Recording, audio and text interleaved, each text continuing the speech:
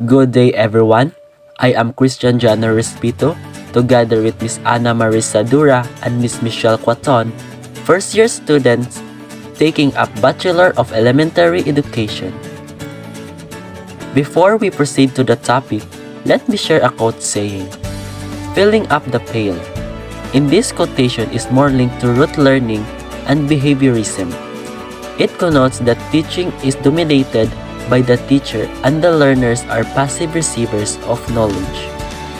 Lighting the fire is related to the cognitive perspective and constructivism. It signifies that teaching involves giving opportunities for learners to explore and discover. Learners construct their own meaning. Learners generate insights and are enlightened. The objectives of this lesson are: first, explain the role of constructivism in facilitating learning. Second, describe strategies to promote knowledge construction. The last but not the least, describe strategies to facilitate concept learning. Now, I will show our pictures and think about it.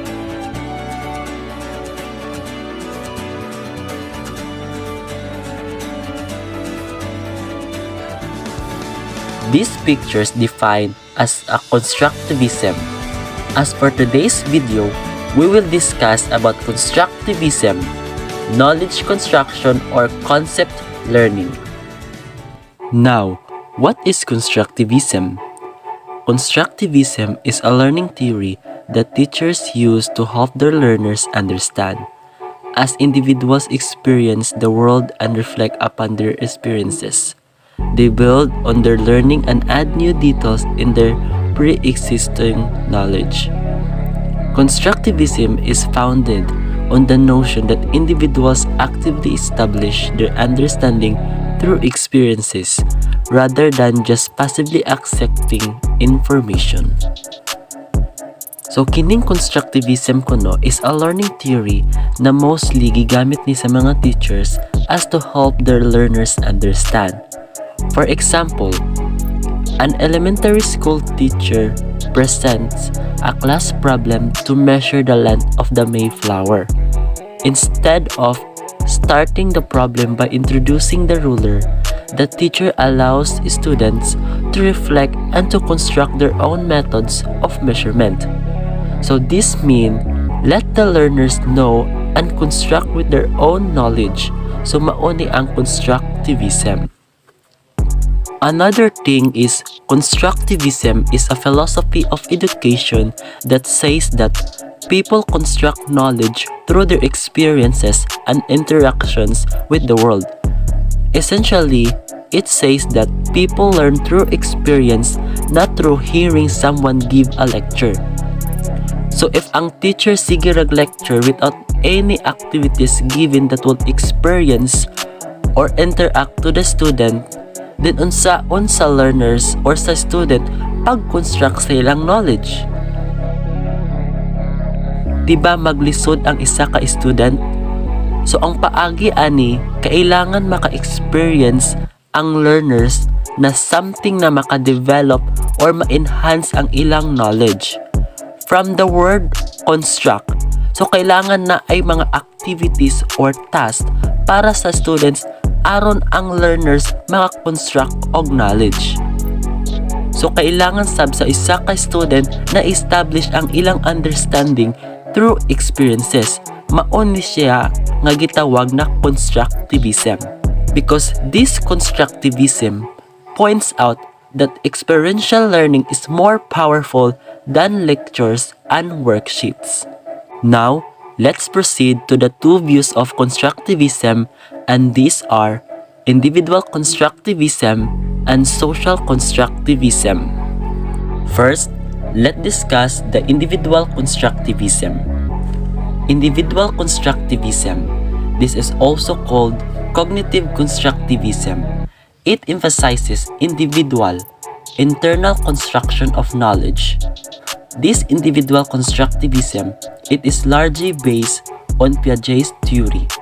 If you remember our previous subject, which is child and adolescent learners and learning principles, naa ni si Piaget ug iyang gidefine ang unsa ang iyahang theory. His theories indicate that humans create knowledge through the interaction between their experiences and ideas. To know this individual constructivism simply, learners can build their own knowledge individually. Example of this is the facilitator give an art project to the learners independently.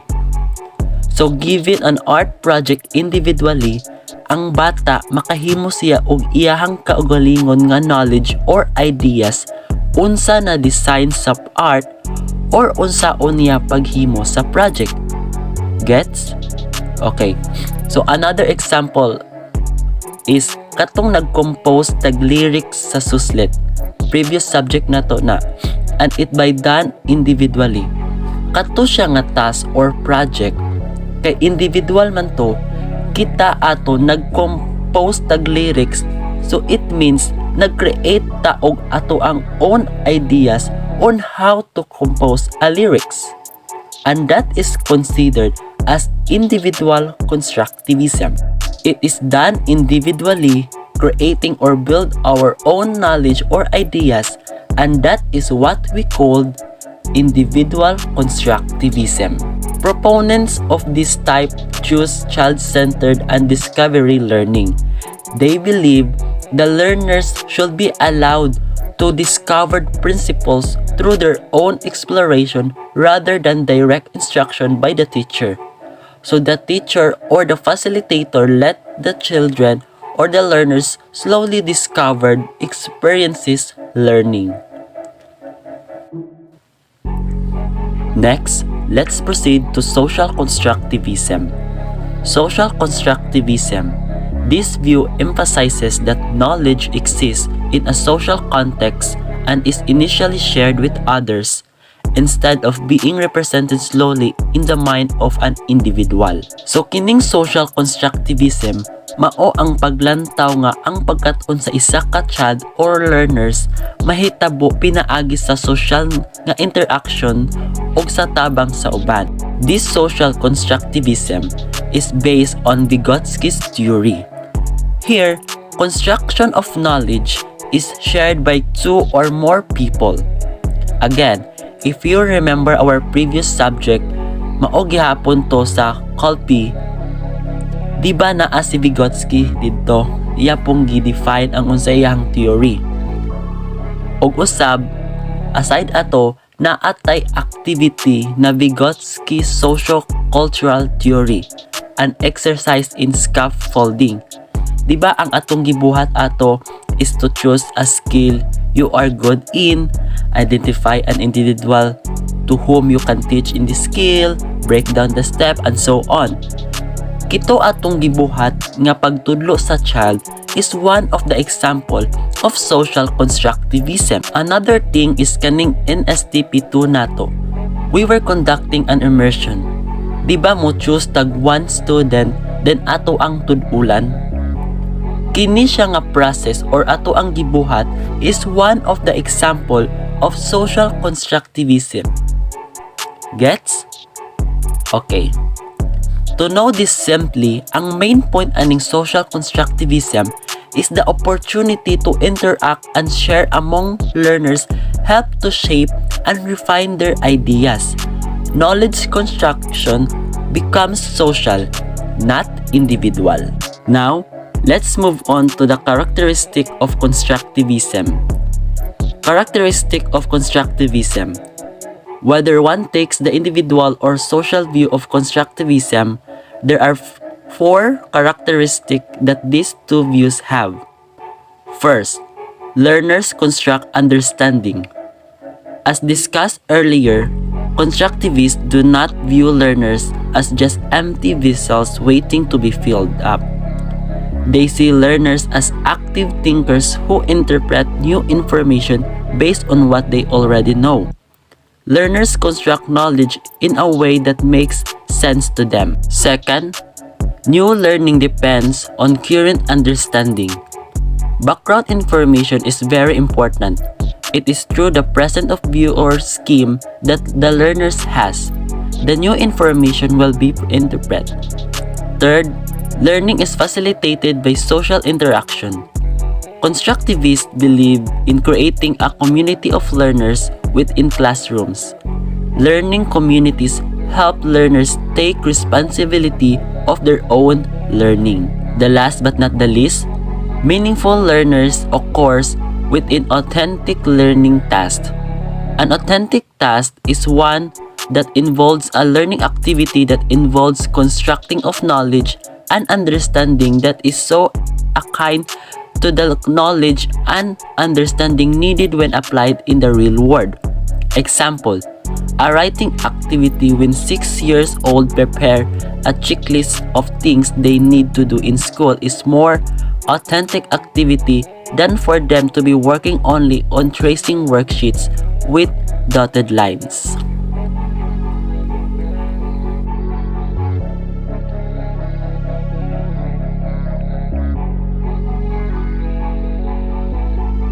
Good day everyone, I'm Marie Sadura of B.Ed 1 and I'm going to discuss organizing knowledge.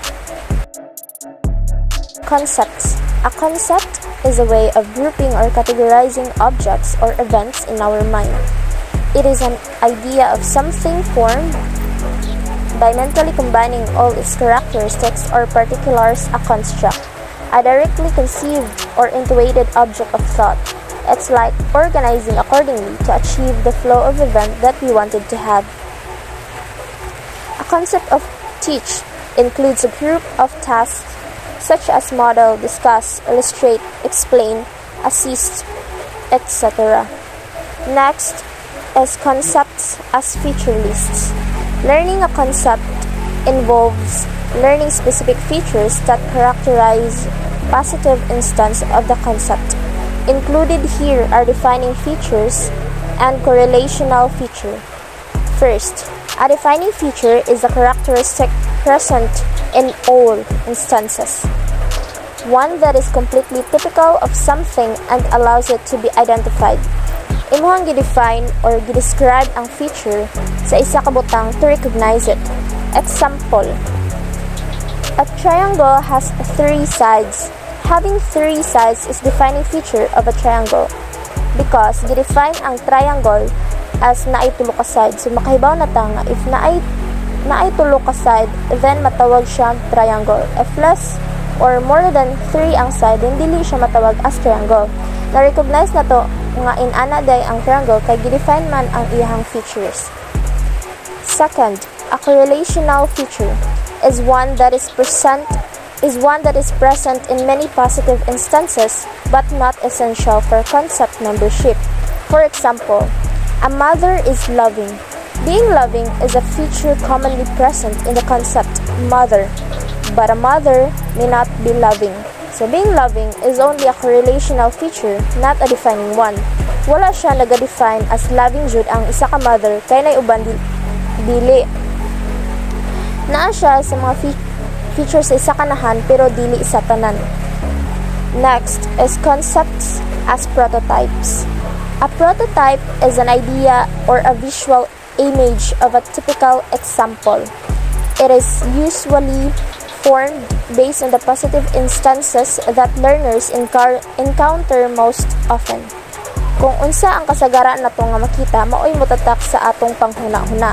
Example, close your eyes now and for a moment think of a cat.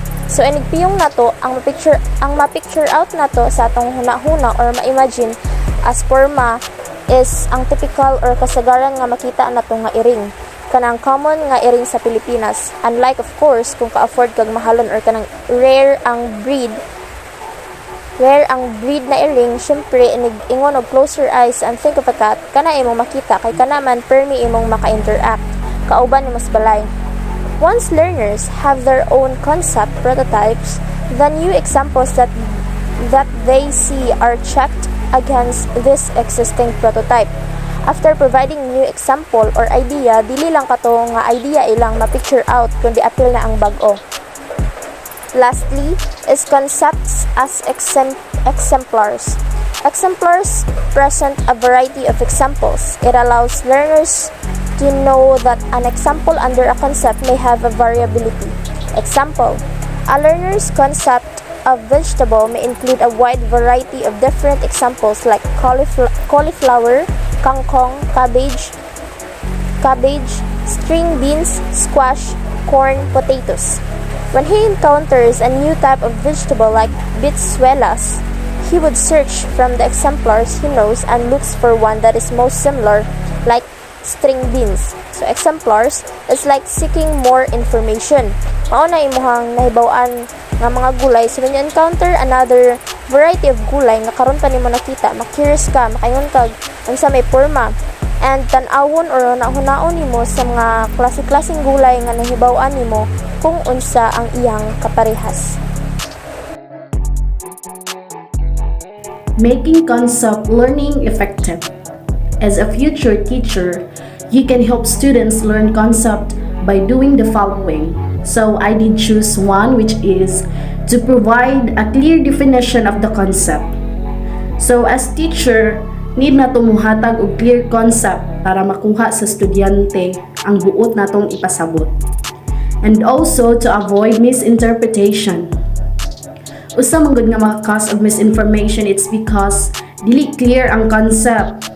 So it's really important to have a clear concept, for it improves efficiency in all activities. It also reduces the frustration which arises from misunderstandings, and also promotes clearer, more structured thinking.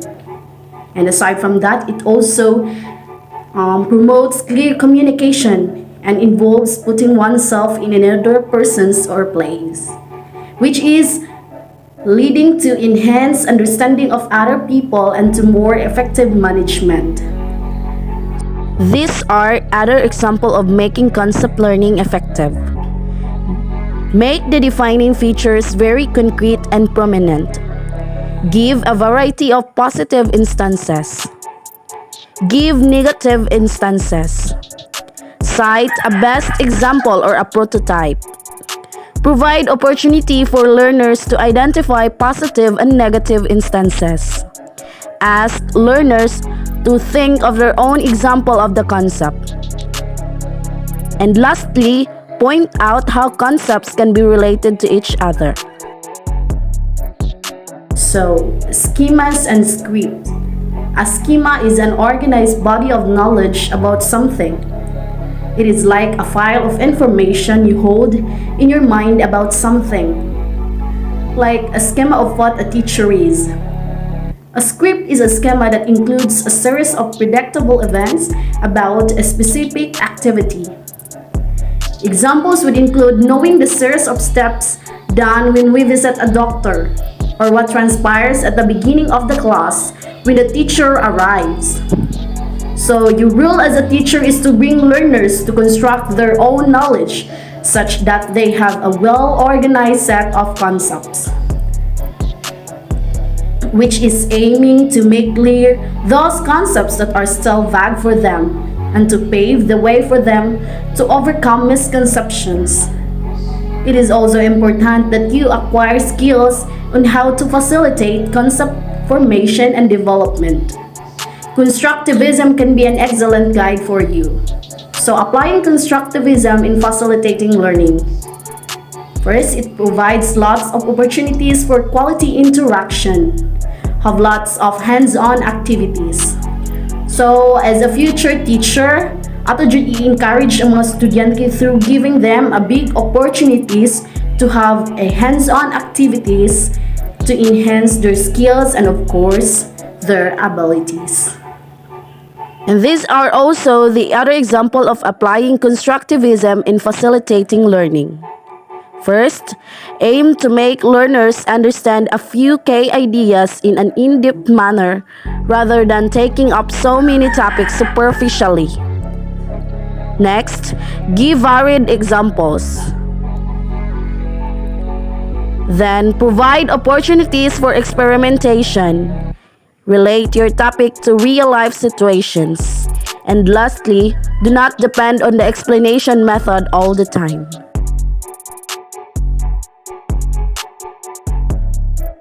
And that's end our discussion today.